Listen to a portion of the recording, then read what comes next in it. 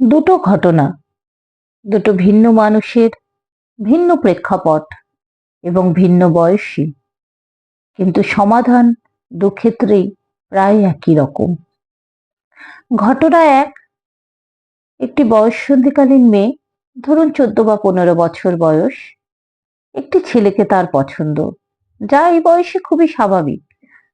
সে তার সাথে কথা বলতে চায়, মেলামেশা করতে চায়। বাবা মায়ের কথায় ছেলেটি স্বভাব চরিত্র খুব একটা ভালো নয়।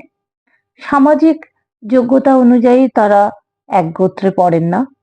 বাবা মা বারবার মেয়েকে বুঝিয়ে চলছেন যেন সে এই সম্পর্ক থেকে বেরিয়ে আসে বা মেলামেশা না করে। কখনো কখনো উত্তপ্ত পরিস্থিতিতে হয়তো গায়ে হাতও তুলেছেন। মেয়ের মন কি চাইছে বোঝা যাচ্ছে না। বাবা মা ভীত, হয় মেয়ে ছেলেটির সঙ্গে চলে যাবে অথবা মৃত্যুর পথ বেছে নিতে পারে। ঘটনা দুই, একজন প্রৌঢ় মানুষ, ধরে নিলাম 45 থেকে 50 বছর বয়সী, আর্থিকভাবে অসফল, ঋণে জর্জরিত। এই বয়সে এসে নতুন করে কি করবে আর বুঝতে পারছেন না। পারিবারিক, সামাজিক, মানসিক সব দিক থেকে বিধ্বস্ত, অপমানিত। পরিবারের কেউ কিছু বলতে গেলে বলছেন, এখন আমার কাছে দুটোই পথ, হয় নিরুদ্দেশ হয়ে যাওয়া, নয়তো মৃত্যুকে বরণ করে নেওয়া।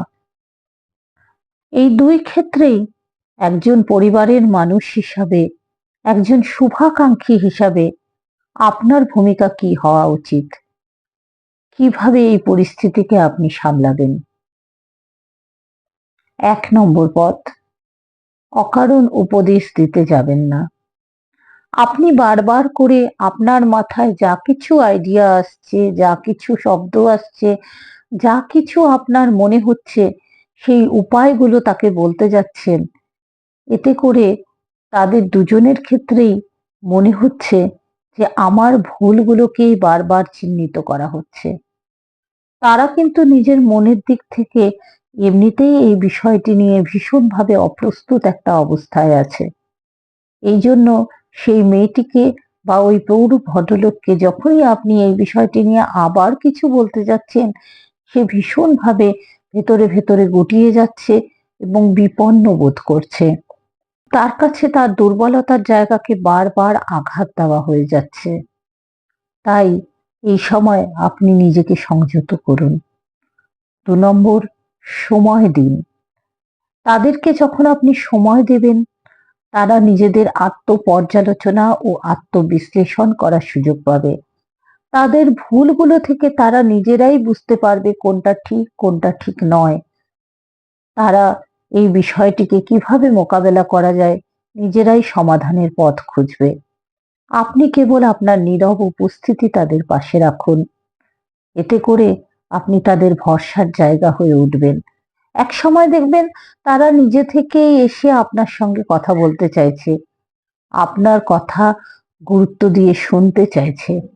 তখন আপনি তাদেরকে উপায় বলুন, আপনি আলোচনা করুন এই বিষয়ে।